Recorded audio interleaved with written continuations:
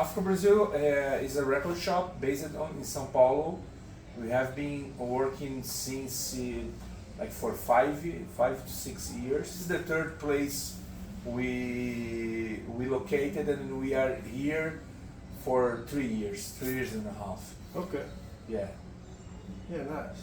that's nice. So what do you got for us today? I pick up 4 records that came out in my mind, and 4 different ones, all Brazilian records, Brazilian music records, and they are different. Like Brazilian music is very diverse, Yeah. so they are from different styles. Most of them came on the 80s, but it was not a plan. It was occasional. So just confirming this one. This one is this is all 80s stuff. I was not playing that, but that's what came in my mind. So the first one is a Tim Maia record from early 80s. Tim Maia was an artist that started on mid 60s. Then he started recording in Brazil around 67, 68. Did some 7 inches, nothing happened. And then on 1970, Elisa Regina recorded one song from him. And people, the record label got interested at who is this guy, and then asked him to do a debut album, a full album. Yeah. And the album like hit the charts, exploded in Brazil. Yeah. And everybody started knowing him. And then he put out like one album by year. Okay. On this period, like the 70s period is almost one album by year. Did many different stuff, like the early stuff is more like soul mixed with Brazilian music diversity, and then he started going more like in a funk direction, and then when the 70s decade ended, he like early 80s he started like his boogie period. Okay. That's why this album. That's when this album came out. Okay. So can we play it? Yeah. Yeah, for sure. And this song is a big hit in Brazil. Everybody knows this song, and I think it's when he started like being more. He started being more commercial, and this was always on TV. So I remember I was like a kid, So this is the 80s, you say? yeah, mid 80s, like this is like 83, 84. What's the difference between like funk and boogie? I think like this, when you talk about funk, you're talking about a more like, how can you say, it's like, it's based on like James Brown, JD's, the Beatles, all these US artists. When you talk about boogie, it's more like modern sound. So when this period, like late 70s, early 80s, so it started being more like electrified, like more electro. Okay. And It's a little bit cleaner? yeah, it's less stuff on beats and more, I think it's more like dance ball. Is it more disco? Boogie is disco? It's like it's almost in the same period of disco, but it's not as fast as disco. So disco is a little bit more faster, and boogie is more like a chill sound. Okay. Yeah, I'm just getting a little bit more. yeah, this side. And then around this time, like Tim Maia always had like very great musicians around him. So in this record, it's like it's the same. And he was like, he has this, he hurts, and he hurts a lot in his house. And the musicians, they came out early morning. Yeah. So was like a family thing. So it's not a. It was like very personal, and he also composed and arranged and played a lot. He's a musical genius. Yeah, he's a genius, and he plays drums, he plays bass, he plays like guitar, and there's many stories around him. But I remember one now that the guys were playing, and then he was at the kitchen eating. Okay. And he asked he has some kind of cooker, and he asked the lady, go to the rehearsal room and tell the guys that the bass is out of tone. While he's in the kitchen. Yeah, and he asked her, and he made the lady go there, and she started arguing, like talking with the guys about like something that was out of tone. So he was like this crazy mind.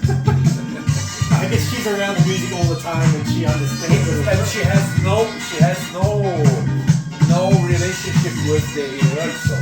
Because she was just cooking, and he asked her to go there. So there is many stories about him. He was a very funny character, and everybody in Brazil knows at least one Tim Maia story. So is he up there as like one of the legends of Brazil? He was like up and down artist all the time. So sometimes he was like a little bit out, and then he put out a record, and then he got big again, and he disappeared. And at a certain time he did a lot of things by himself, just like booking and doing music. So DIY. And he was one of the first DIY artists in Brazil during a short period. He was a DIY artist on the mid-70s, and he was always fighting with the record labels. So he was like just coming and go all the time. He was not a solid artist. He was like a very kind of he has both sides. Like he was like like bipolar personality. So everybody knows that. Cool, man. Next one.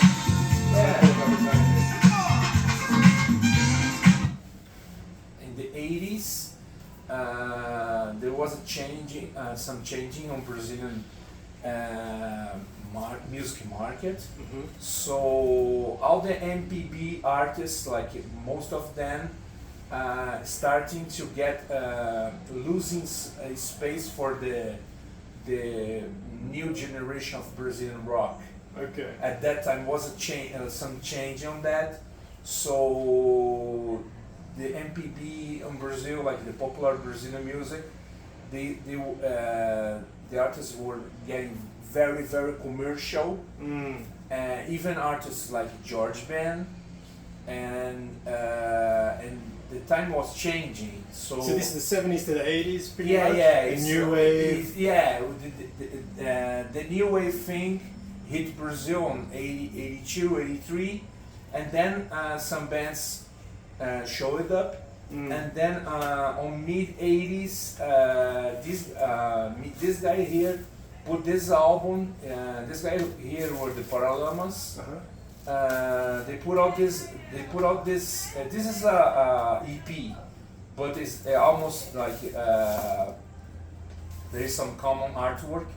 But they put out this album called Selvagem, that was 1986, and they changed it. They changed the sound to a Brazilian approach, especially on stuff from Belém, Pará, and more like Carimboy stuff. So up north. Yeah, up north. and changed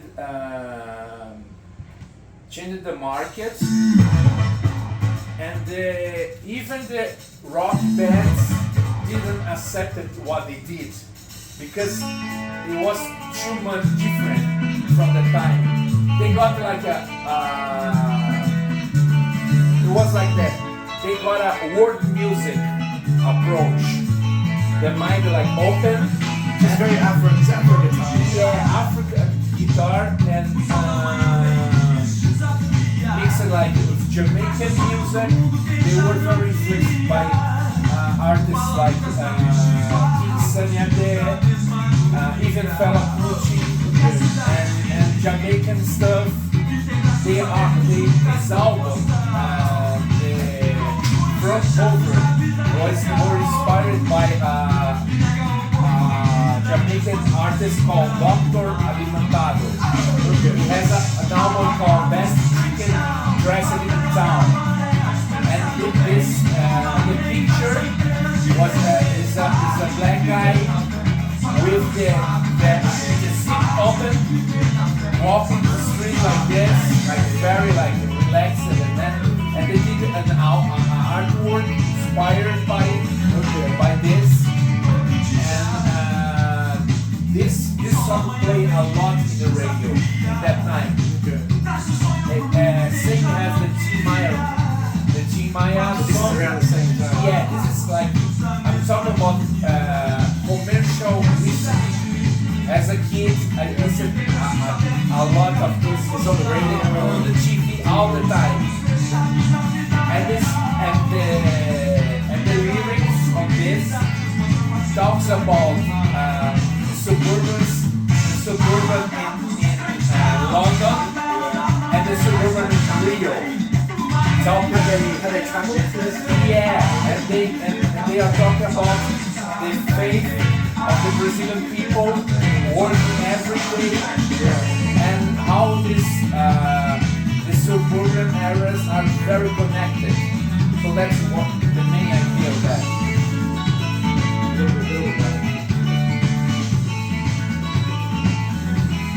So this is a band from Sao Paulo? They are from Rio. From Rio, the influences from the north and over. Yeah, these guys grew up in Brasilia. Then they two of them. Then they moved to Rio. Then they met together, and then they started a band. They got big, get a contract very easy. And then in this album, it's a music changing on this. And since this album, they opened the sound more and more. So this one track.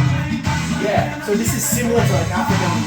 You have one song or two songs per side. Yeah. This is a EP that has the main track and then the instrumental version. So it's a single. It's a single, yeah. Is it an extended or is this how it was on the? No, this is the original version. It's pretty long. Was this style popular? So it was on the radio. But Yeah, it was very popular. Was there a copycat? This played anywhere in Brazil. On the street? I remember this playing this school.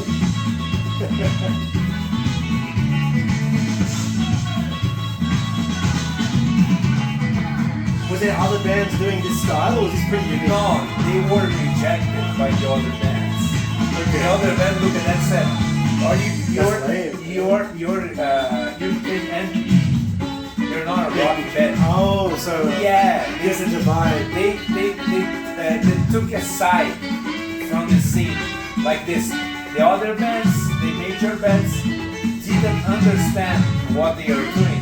They said you're doing an MPB sound, and this song was done together by them and Gilberto Gil. So he was involved in this.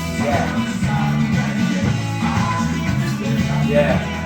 So If I'm not wrong, the singer call him and tell the lyrics by the phone. So he wrote the song. Yeah, it was some parts. Yeah. Another legend of Brazil. Yeah.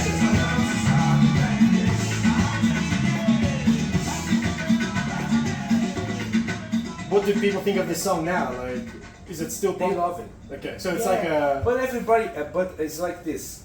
The audience loved the song. The press didn't understand. Most of the press, the journalists, Yeah. and the bands, most of them didn't understand. So it's almost like selling out. They sold out. Yeah, the audience loved it. it changed. They didn't fit on a certain role. Mm. They were not. They were like too much rock from the MPB and too much MPB for the rock bands. So, Yeah. uh, And that's the Alagados? yeah, it's and Alagados is Alagados. how can you say that? It's a suburban area in Rio. Alright. Yeah. And you asked about boogie. This is an example of Brazilian boogie. The Emilio Santiago, this guy here, he was one of the greatest Brazilian singers ever. And he did so many different records.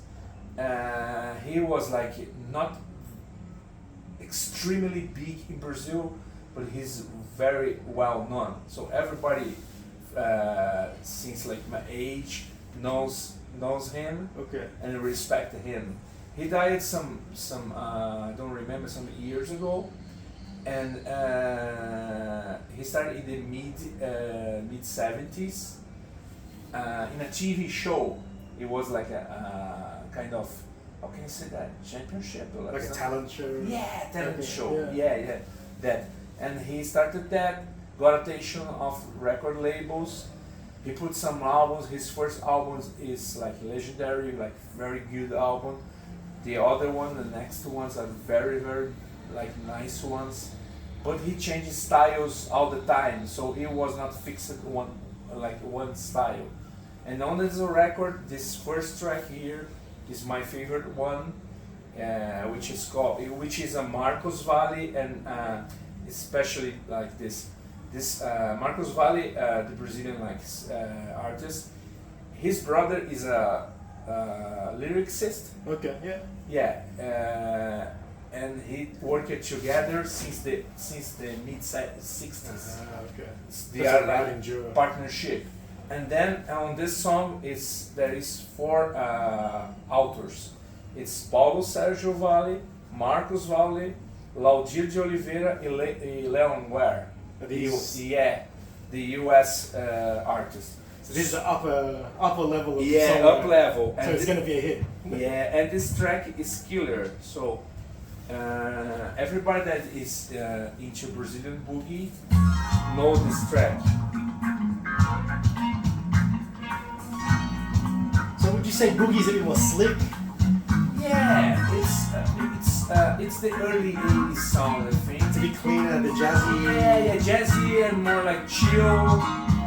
So it doesn't have to be like so strong on bass. It's more like dancehall.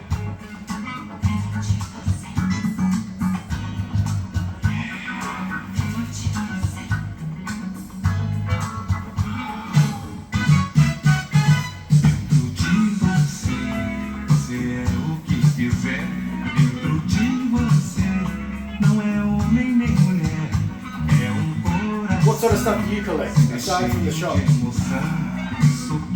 Nowadays, only Brazilian music.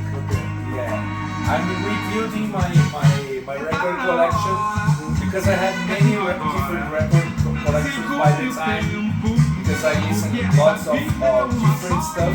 Yeah. So nowadays it's more based on research on Brazilian music. So that's my vinyl obsession. When you say rebuild, what happened to the I collection? sold them. I put on the shop. Okay, so it's to start the shop. Yeah, to start the shop, I put my collection on that. Yeah. So I'm buying like slowly, Yeah. getting stuff back. Many records that I had in the past, like the Air ones, I'm sure that it's more like much more difficult to get nowadays.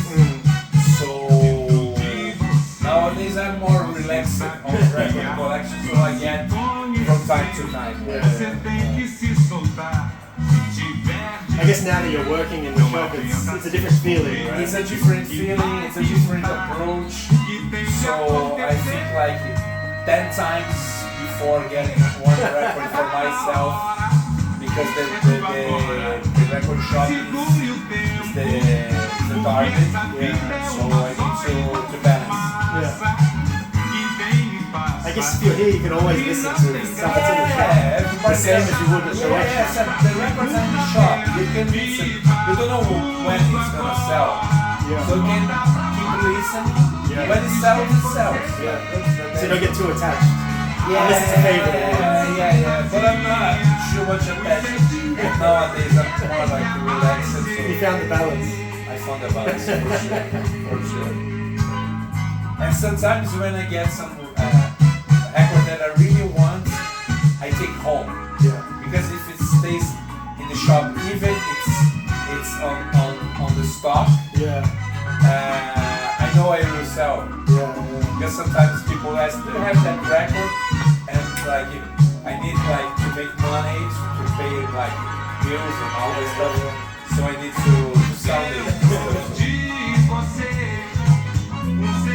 Which era of Brazilian music is your favorite? Do you have a genre?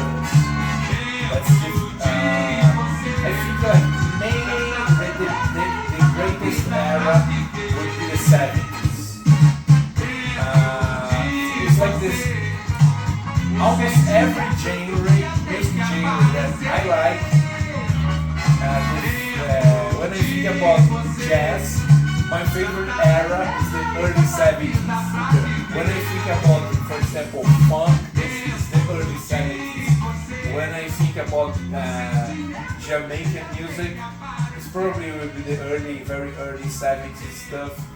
And most of all the stuff in Brazil I think is the same. The 70s period is the most like rich and diverse period. I'm not saying that there's no good stuff on 60s or 80s. There is amazing record, but I think the 70s is the top Nice. on that. Last track. Yeah, last track. And nowadays I'm listening a lot of samba stuff, Okay. more than in the past. 70s as well? Yeah, 70s and 80s. I'm listening all. I think it like samba. It goes like on 60s, 70s, and 80s. There are like great records, so I'm paying more attention nowadays. I think I listen a lot of different stuff from Brazilian music, like psychedelic stuff, and so I'm not listening the stuff that I didn't listen in the past. So it's I'm, new. right. Discovering yourself. Like Ivone Lara, she's a very known singer, samba singer from Rio, and this kind of stuff interests me a lot.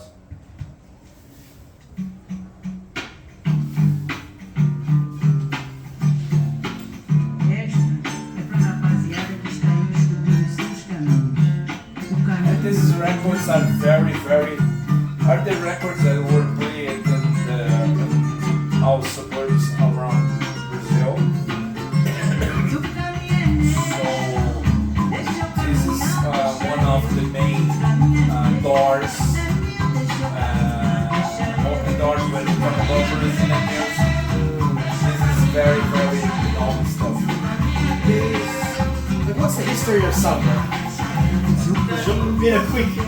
Yeah, it's I think like when we talk about there is a difference about Brazil and the US about musical difference on when you talk about Brazil and USA. On USA, they don't put the black people was like under the slavery period, so they don't put up, they were more related, they learned all the instruments and less drumming, percussion stuff. And in Brazil it's the opposite, they learned more drumming stuff. So the rhythm was more. Yeah, the rhythm, the drumming was more included on the when they, like people get free in Brazil. I think this drumming stuff gets more strong.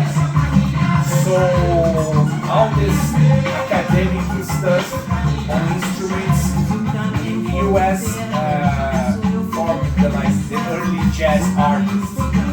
So when you take like make it when you compare like jazz stuff with samba is more like a grassroots music, much more repetition, and jazz is like it's more like jazz and rhythm and blues it's more like it's more technical, it's more based on different instruments. Then like samba has just a few instruments and the drumming takes a big part of that. Whereas with blues, it's almost the structure, right? Yeah, the structure is different. The structure is different. The origin is the same. Yeah. But the way they learned it and they developed the music is quite different. Is it from different parts of Africa that they came from as well? Yeah, in Brazil. But I think here in Brazil, these instruments came later. Then in the US, it was the opposite. Okay. They put out it's like this in Brazil. Most schools, the public schools, even the past, you don't have this academic music learning, instrument learning. Okay. It was not so heavy that as it was in the US. Okay. So it's different. Whereas you can drum on anything, right? Yeah, you can drum on anything. Yeah. So and in the US, I think they got more.